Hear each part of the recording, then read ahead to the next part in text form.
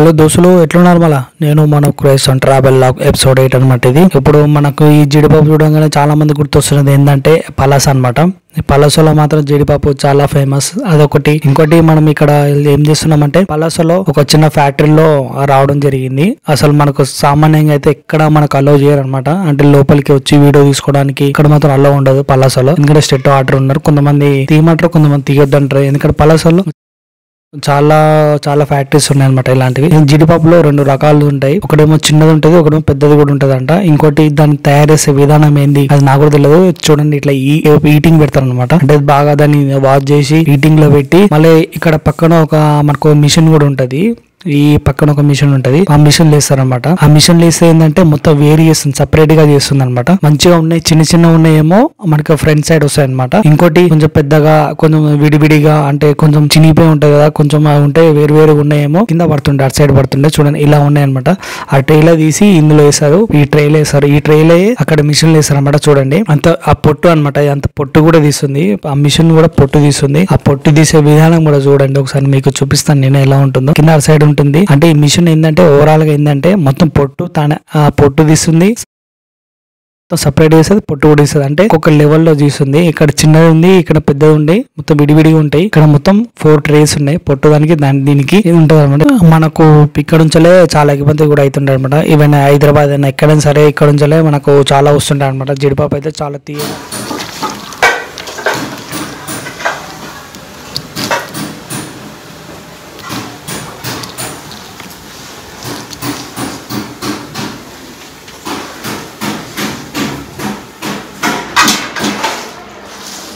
ఇది 750, ఇది 650.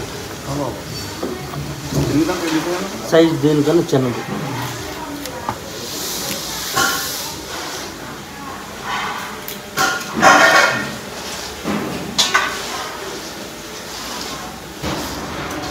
కలిపిస్తే 700 కదా.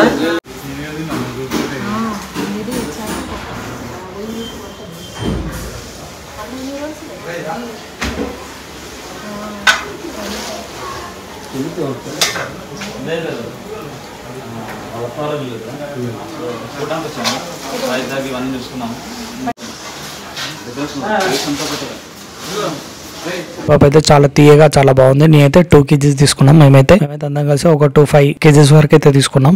నెక్స్ట్ ఏమో మనం ఇప్పుడు నెమిలికొండ అంటే ఎట్లా ఉంటది ఏందని చెప్పి ఆ నెమిలికొండ ఎక్కినామంటే పలాస ఏరియా మొత్తం కనబడుతుంది అనమాట. అది కూడా చూద్దాం ఎలా ఉంటది అని చెప్పి నేను రావడం జరిగింది. ఎందుకంటే మనకు ఓవరాల్ గా ఇక్కడ ఇంచుమించు దగ్గర ఉన్నాయి కాబట్టి పలాస ఏరియా కాబట్టి మనం ఇక్కడ నుంచి పలాస ఏరియా ఎట్లుంది, వ్యూ పాయింట్ ఎలా ఉందో చూద్దాం ఒకసారి.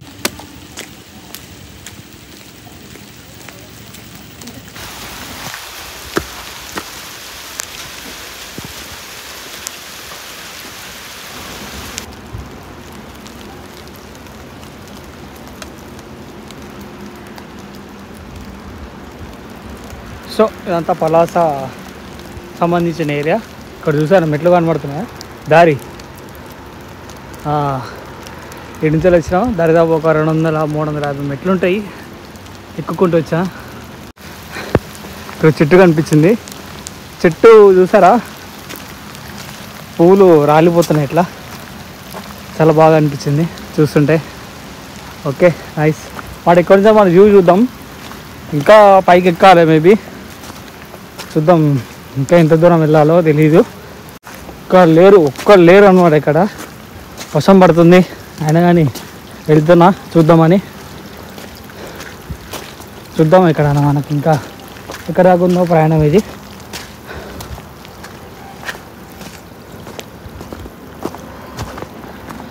ఒక వ్యూ పాయింట్ కనిపిస్తుంది చూడండి.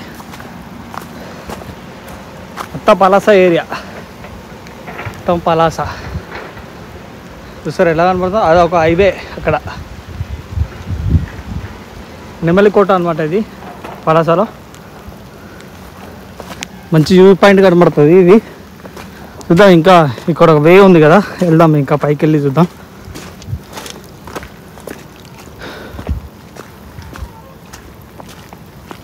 వర్షం పడ్డది కాబట్టి మొత్తం చిందరవందర అయింది ఫుల్.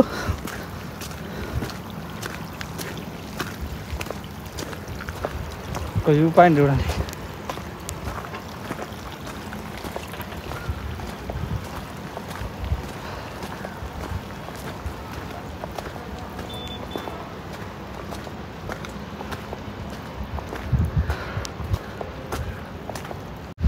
వ్యూ పాయింట్ ఇది. ఇంకా మీద కొంచెం దారి లేదనమాట, మొత్తం కొంచెం మట్టిగా రాళ్ళు వేసారు ఇక్కడ, పోవడానికి లేదు. ఇదే అనుకుంటా లాస్ట్. చూద్దాం, మేబీ ఇంకేమో దారి ఏమైనా ఉందో వెతుకుదాం. లేదు, దారి అయితే ఇదే, ఇక్కడికి వేసారు మరి, చూద్దాం. ఇదే పలాస ఏరియా, మొత్తం కొండ మీద ఉన్నాం. వ్యూ పాయింట్ వ్యూ చూడండి ఎట్లా ఉందో. పలాస ఏరియా అన్ని బిల్డింగ్లే, అన్ని వాటర్ ట్యాంకులే, మీద చెరువు, కంపెనీలు అన్నీ ఉన్నాయి. ఓవరాల్గా అయితే వీడియో మాత్రం ఇదే, మొత్తం ఆ పలాస గురించి, కొన్ని వైజాగ్ గురించి మొత్తం వీడియో మొత్తం ఫైనల్ ఎపిసోడ్ ఇదే అనమాట. మొత్తానికి అయితే అయిపోయింది. ఇప్పుడు మనం రిటర్న్ అవుతున్నాం, హైదరాబాద్కి వెళ్తున్నాం. ఫస్ట్ మనం పలాస నుంచి వెళ్ళి వైజాగ్ రావాలి, వైజాగ్ నుంచి హైదరాబాద్ అనమాట. ఆఫ్టర్నూన్ అయితే ట్రైన్ ఎక్కినాము, ఆ పలాసలో ఎక్కినాం, నైట్ ఇక్కడ దిగేసాం. నైట్ నుంచి మళ్ళీ మార్నింగ్ ఇక్కడ హైదరాబాద్కి వచ్చి. మాత్రం వీడియో నచ్చితే మాత్రం లైక్ చేయండి, షేర్. Thanks for watching.